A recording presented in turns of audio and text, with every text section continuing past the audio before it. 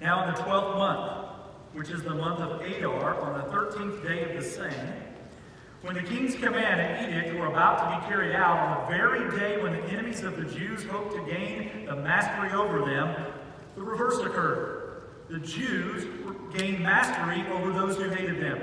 The Jews gathered in their cities throughout all the provinces of King Ahasuerus to lay hands on those who sought their harm, and no one could stand against them, for the fear of them had fallen on all peoples. All the officials of the provinces and the satraps and the governors and the royal agents also helped the Jews, for the fear of Mordecai had fallen on them. For Mordecai was great in the king's house, and his fame spread throughout all the provinces, for the man Mordecai grew more and more powerful.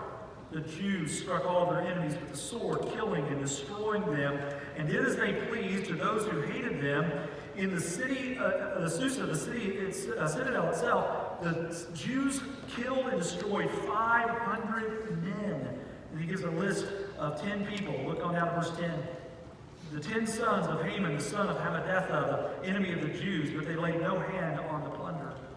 And then that very day, the number of those killed in Susa, the citadel, was reported to the king. And the king said to Queen Esther, in Susa, the citadel, the Jews have killed and destroyed 500 men, and also the 10 sons of Haman. What then have they done in the rest of the king's provinces? Now what is your wish? It shall be granted you. And what further is your request? It shall be fulfilled. And Esther said, if it please the king, let the Jews who are in Susa be allowed tomorrow also to do according to this day's edict, and let the 10 sons of Haman be hanged on the gallows. So the king commanded this to be done. A decree was issued in Susa, and the 10 sons of Haman were hanged. The Jews who were in Susa gathered also on the 14th day of the month of Adar, and they killed 300 men in Susa, but they laid no hands on the plunder. Now the rest of the Jews who were in the king's provinces also gathered to defend their lives, and got relief from their enemies, and killed 75,000 of those who hated them, but they laid no hands on the plunder. This was on the 13th day of the month of Adar. On the 14th day they rested and made it that day a day of feasting and gladness. But the Jews who were in Susa gathered on the 13th day and on the 14th and rested on the 15th day, making that day a day of feasting and gladness. Therefore the Jews of the villages who live in the rural towns hold the 14th day of the month of Adar as a day of gladness and feasting, as a holiday, and as a day in which they send gifts of food to one another. Verse 20.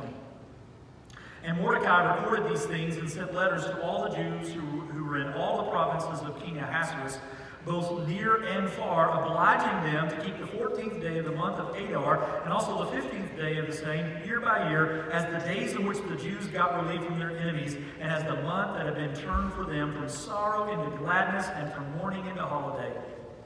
That they should make them days of feasting and gladness, days of sending gifts of food to one another and gifts to the poor. So the Jews accepted what they had started to do and what Mordecai had written to them.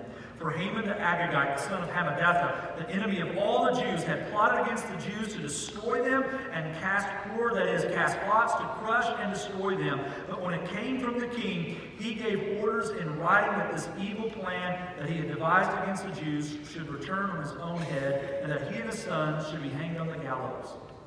Therefore, they called these days Purim, after the term poor.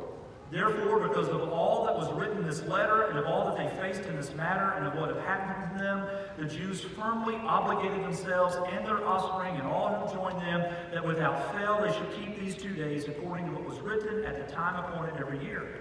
That these days should be remembered and kept throughout every generation and every clan, province, and city, that these days of Purim should never fall into disuse among the Jews, nor should the commemoration of these days cease among their descendants.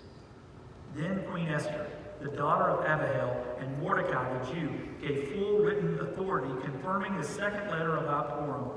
Letters were sent to all the Jews, to the 127 provinces of the kingdom of Ahasuerus, in words of peace and truth, that these days of Purim should be observed at their appointed seasons, as Mordecai the Jew and Queen Esther obligated them, and as they obligated themselves and their offspring. With regard to their fasts and their lamenting, the command of Esther confirmed these practices of Purim, and it was recorded in writing. Let me take a breath and we're going to pray, all right? Let's pray together. Lord, thank you for already letting us know that the Jews won. And they won because you win. You are the God who wins. And Lord, there is someone, maybe several people in this room at this moment, who are in a place where they're not quite sure how things are going to turn out. They've gotten some unwelcome news this week. They've got a challenge that they've been wrestling with maybe for months or years. And Lord, the farther that they seem to go, the worse, the darker that it seems to get. And they need to know that they're not alone. They need to know that there's promise at the end. They need to know that you're going to see them through. Lord, as we reflect on the story of Esther and Mordecai and the Jews of Persia, as we see how the story wraps up, Lord, remind us yet again, help us to remember that you're not just God, but you are the God who wins.